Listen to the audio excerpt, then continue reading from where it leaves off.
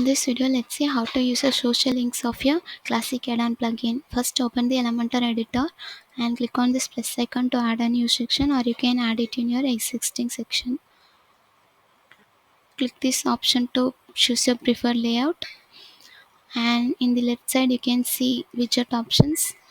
Click on it and search for the social links, and simply click on the widget to add it in your section. And in the left sidebar you can see alignment option. Choose your preferred alignment here. The next option is link, and here you can see various social icons. First, let's click on the Facebook, and here you can change your icon, and in the link field you can enter the Facebook URL. The next one is Twitter, and in the link field you can enter your Twitter URL. The next one is YouTube, and you can paste your URL here. And if you want to add new item, just click on this option and click on this icon.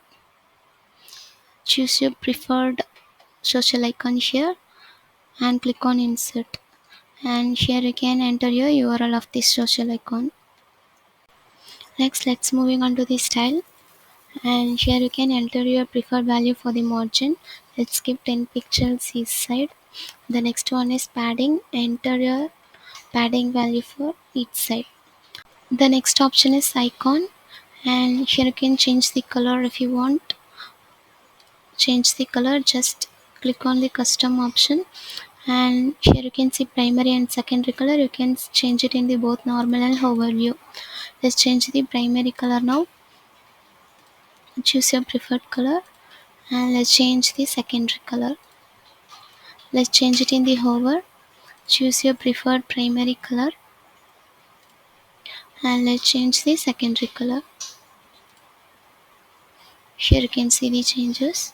And the next option is border type. If you want to set border, you can choose your preferred type.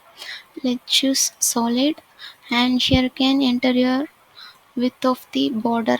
Let's give 2 pixels each side, and here you can change the border color. And if you want to set border radius, you can enter your preferred value here. The next option is size. Here you can adjust the size of the icon. The next one is padding. Here you can choose preferred inner space value for the icon. The next one is spacing. Here you can adjust the spacing between the icons. The next one is rows cap.